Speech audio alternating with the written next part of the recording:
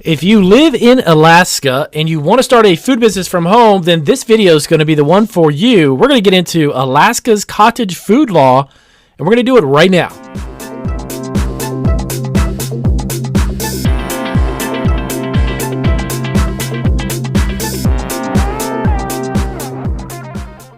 All right, let's get right to it. And this is Marketing Food Online. In this video, I'm going to give you the information you need to start a homemade food business from home in the state of Alaska.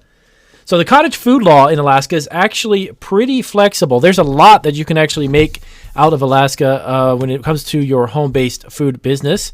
There is a couple of things, though, that you are limited to, and that's, of course, the sales per year is around $25,000. And you can also only make non-potentially hazardous foods, which are items that are time or temperature sensitive. You are definitely limited to making those. And to be honest with you, that's pretty standard across the board in almost every state that has cottage food laws.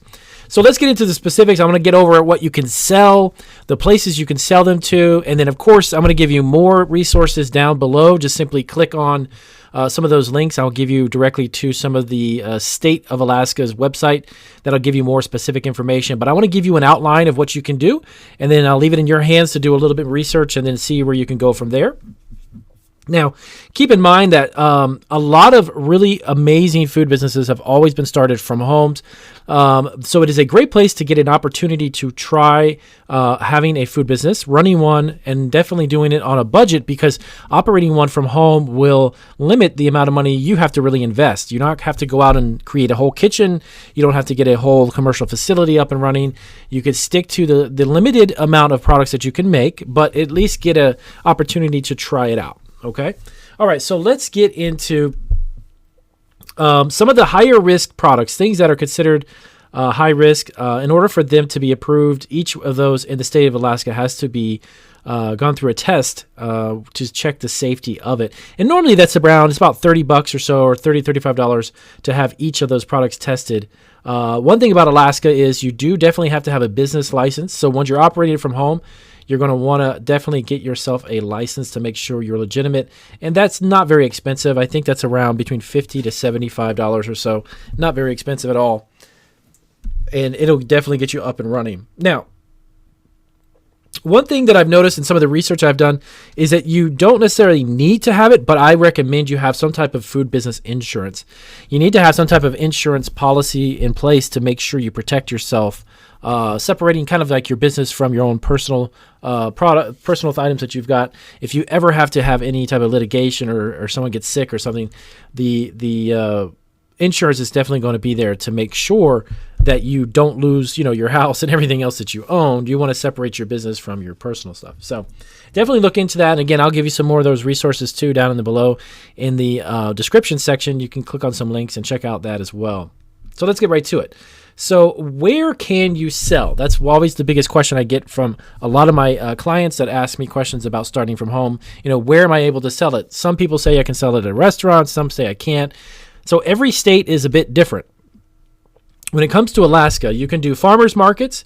You can sell actually directly from your home, meaning that the customer would have to come to your house and you do the transaction there.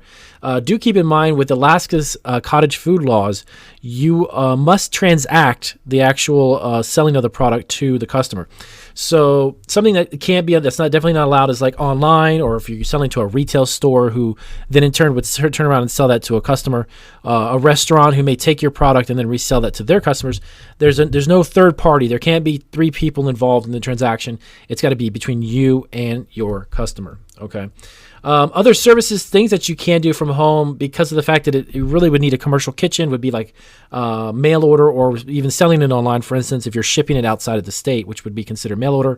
Wholesale, if you're selling it in bulk, or if you're selling larger quantities of it, that you couldn't do from home. And you can't run a catering business just yet. Hopefully Alaska might change that sooner or later, but just as of right now, catering from your house is not allowed. You'd have to really utilize a commercial kitchen for that. Now, what can you make? This is one of the best parts. Alaska has a huge list of products, and I'm going to give you a handful of them here. I don't want to bore you with a 30-minute or 20-minute video with the entire list. check out the link like I mentioned down below.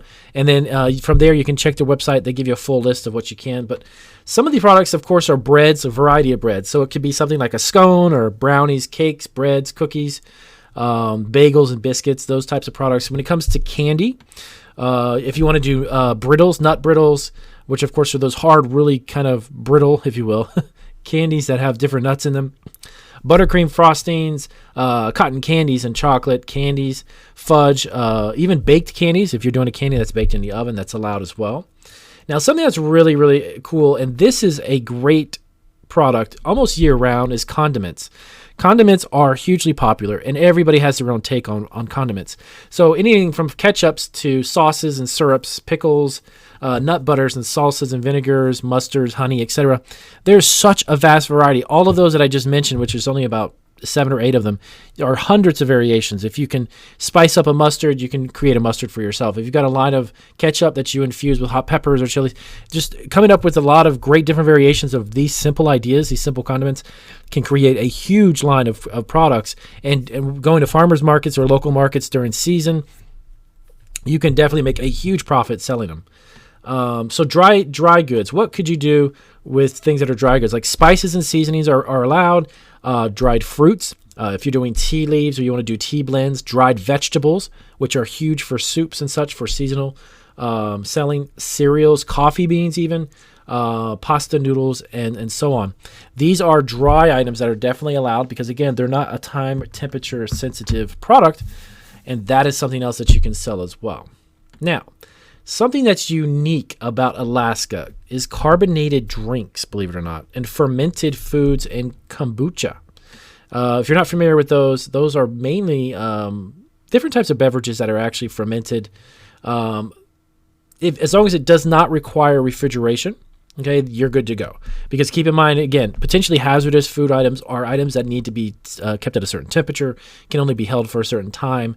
But if you can create any of those I just listed, and it's definitely something that's shelf stable, doesn't need refrigeration, you're good to go. And those are extremely popular drinks, no matter where you cut it. Especially kombucha, that is something that is hugely popular right now.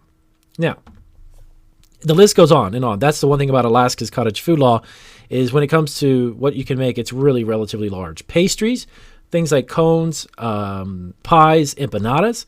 Other pastries as far as danishes and such. But again, keep in mind that if you're making these, they just can't have an ingredient that has to be refrigerated. If it's shelf stable, then you're good to go. Preserves such as fruit butters, jams and jellies, marmalades, snacks. This list is huge. Why are snacks so popular? Because everybody snacks on something. And you definitely can hit up farmers markets seasonally. You can go during the winter time to certain events, festivals. It could be art festivals, jazz festivals. And you open up a booth, the list is crazy. So here's a small list of the snacks. Candied apples, granolas, nuts and seeds you can make, popcorn balls, marshmallows, chocolate-covered fruit. Of course, dried fruit, that is.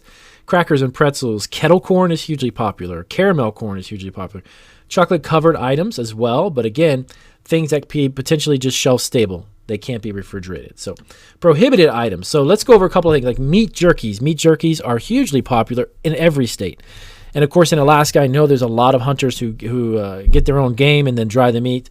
You can do it only if you're in a commercial facility. Okay, you got to be in a commercially licensed. You can't do it out of your home. Low acid canned foods and perishable baked goods. So those three main things, of course, as I mentioned before, they can't be time or temperature sensitive. And of course, perishable baked goods would be something that has to be refrigerated or frozen. So those aren't allowed. So any of those that you want to make out of those three prohibited ones, you have to take yourself into a commercial setting. Now, let's check out some of the limitations. As I mentioned in the beginning, you can sell up to $25,000 per year. So, and again, that's only direct sales. That has to be directly to a customer. It has to be interstate sales, meaning that it has to be within your state. You can't go outside of your state and sell it or ship it or anything of that sort. It can't be interstate sales. That's prohibited as well. And of course, with the sales limit, as I mentioned, that's something that is around $25,000. Now, some of the legal permits and licensing that you may need. Now, keep in mind, Local counties and cities can write ordinances that are different than the state laws and what they allow. So sometimes there may be more limitations as what you can and can't do based on the county or city ordinances. So double check that as well in your area so you know specifically what you can and can't do. But definitely need a business license, and again, very inexpensive, between about $50 to $75 a year, and that is normally a license that has to be renewed annually. Now, this is something that is a lot less expensive when you operate a home-based business when it comes to labeling.